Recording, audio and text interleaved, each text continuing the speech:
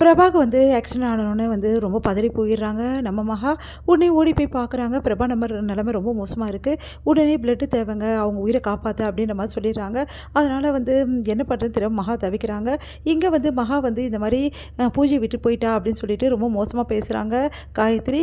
கூட சேர்ந்து வந்து சித்ராவும் வந்து ரொம்ப மோசமாக பேசுகிறாங்க.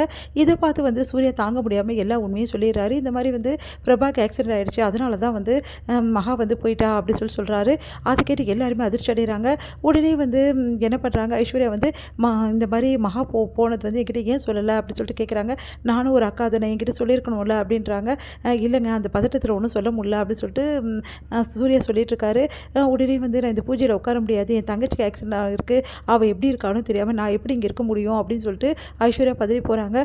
ஏற்கனவே நீ ப்ரெக்னெண்ட்டாக இருக்காமா, அதனால் பதறக்கூடாது, புரியுதா, நீ அமைதியாக இரு, கண்டிப்பாக சரியாயிடும், மகா வந்து நல்ல விஷயந்தான் சொல்வா, நல்ல நியூஸ் தான் சொல்வா அப்படின்னு சொல்லிட்டு எல்லாரும் சொல்கிறாங்க, ஆறுதல் சொல்கிறாங்க நம்ம ஐஸ்வர்யாவுக்கு. அப்பா நல்ல காலம், இந்த ஐஸ்வர்யாவும் மகாவும் இல்லை, நிம்மதியாக நம்ம தனியாக பூஜை பண்ணிக்கலாம் அப்படின்னு சொல்லிட்டு ரொம்ப சந்தோஷமாக வந்து அனாமிகா வந்து உட்காந்துருக்காங்க. உடனே வந்து விஜய் எழுந்துக்கிறாரு. அதை பார்த்து எதுக்காக விஜய் எழுந்துக்கிற அப்படின்னோடனே, இங்கே என் ப்ரோக்கு வந்து உடம்பு சரியில்லை, அவள் வந்து உயிருக்கு போராடிட்டு இருக்கா, இங்கே நான் உட்காந்துட்டு இருப்பேனா, என் ப்ரோக்கு ஆக்சிடென்ட் ஆகிடுச்சு, என்ன ஆச்சுன்னு தெரியாமல் நான் எப்படி இங்கே பூஜை பண்ண முடியும் அப்படின்னு சொல்கிறாரு. அதை கேட்டு அனாமிகா செமையாக டென்ஷன் ஆகிறாங்க. அந்த டைமில் கரெக்டாக மகா அங்கே ஃபோன் பண்ணுறாங்க. இந்த மாதிரி வந்து பிளட்டு தேவைப்படுதுங்க, என்ன பண்ணுறதுன்னு தெரியல அப்படின்னு சொல்லிட்டு இருக்காங்க நம்ம சூர்யா கிட்ட. சூர்யா கிட்ட வந்து ஃபோனை வாங்கி பேசுகிறார் விஜய். அண்ணி நீங்கள் கவலைப்படாதீங்க, பிளட்டு நான் கொடுக்குறேன், அதே குரூப் தான் எனக்கும் அப்படின்றாரு. அதை கேட்டு அதிர்ச்சி அடைகிறாங்க. வேணாம் விஜய், நீங்கள் வர வேணாம் பூஜையிலேருந்துன்றாங்க.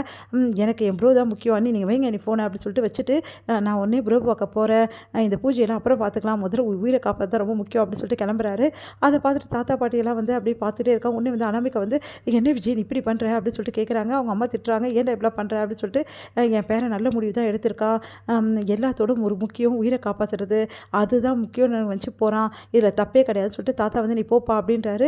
உடனே சூர்யாவும் வந்து அப்ரிஷியேட் பண்ணுறாரு. எல்லாருமே வந்து போப்பா அப்படின்னு சொல்லிட்டு அனுப்பிச்சு வைக்கிறாங்க. இதை பார்த்து அனாமிகா செமையாக டென்ஷன் ஆகிறாங்க. இங்கே வந்து பிரபாக்கு பிளட்டு கொடுத்து வந்து காப்பாற்றுறாரு உயிரை நம்ம வந்து விஜய். எல்லாருமே வந்து நன்றி சொல்கிறாங்க. கோட்டீஸ்வரி எல்லாருமே வந்து நன்றி சொல்கிறாங்க நம்ம விஜய்க்கு. உடனே வந்து சரிங்க நீ நம்ம கிளம்பலாமா அப்படின்னு சொல்லிட்டு கேட்குறாங்க. சரிப்பா, அங்கே ரொம்ப லேட் ஆகிடும், நாங்கள் கிளம்புறோம், நீங்கள் பிரபாவை பார்த்துங்க, நான் நாளைக்கு வந்து பார்க்குறேன்னு சொல்லிட்டு மகா கிளம்புறாங்க. இங்கே விஜயும் வந்து மகாவும் வீட்டுக்கு வராங்க.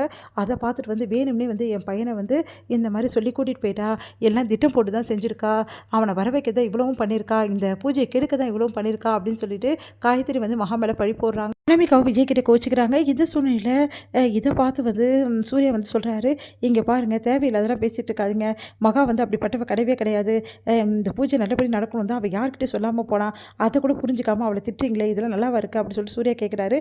பார்த்தீங்களாக்கா எப்படி வந்து சூர்யா வந்து மயக்க வச்சிருக்கான்னு சொல்லிட்டு எப்படி சப்போர்ட் பண்ணுறான் பாரு அப்படின்னோடனே, அவன் சப்போர்ட் பண்ணுறதுல என்ன தப்பு இருக்குது, இங்கே பாரு தேவையில்லாதெல்லாம் பேசாத, சூர்யா வந்து நல்ல விஷயம் தான் சப்போர்ட் பண்ணுறான், மகா வந்து செஞ்சது கரெக்டு தான், ஒரு உயிர் போயிட்டுருக்க போது இங்கே உட்காந்து பூஜை பண்ணிட்டு இருப்பாளா, அதே மாதிரி விஜய் பண்ணதும் கரெக்டு தான், தேவையில்லாமல் நீங்கள் 2 பேர் பிரச்சனை பண்ணாதீங்க அப்படின்னு சொல்லிட்டு ராஜலட்சுமி வந்து திட்டுறாங்க. நீங்கள் என்ன சொன்னாலும்க்கா, இந்த மகாவை மட்டும் நான் நம்பவே மாட்டேன் அப்படின்னு சொல்லிட்டு சொல்கிறாங்க காயத்ரி. அதை கேட்டு மகா மனசு கஷ்டப்பட்டு ரூமுக்கு போயிடுறாங்க.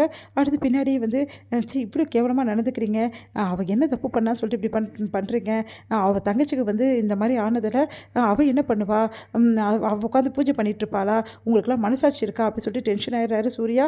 உடனே வந்து மகா பின்னாடி போகிறாரு மகாவை சமாதானப்படுத்துறதுக்காக. இங்கே வந்து ராஜலட்சுமி சொல்கிறாங்க, இதோட விட்டு அனாமிகாவுக்கு விட்டு போய் நல்ல புத்திமதி சொல்லு அப்படின்னு சொல்லிட்டு சொல்கிறாங்க காயத்ரி அப்படியே முகத்தை பார்த்து திருப்பிட்டு போகிறாங்க. எப்படி பண்ணுறா பார்த்தீங்களா காயத்ரி அப்படின்னு சொல்லிட்டு டென்ஷன் ஆகிடுறாங்க ராஜலட்சுமி.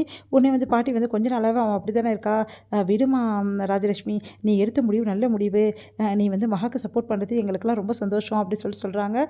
இங்கே வந்து அனாமிகா கோவமாக இருக்காங்க. விஜய் வந்து அவங்கள சமாதானப்படுத்துகிறாரு. இதோட முடியுது.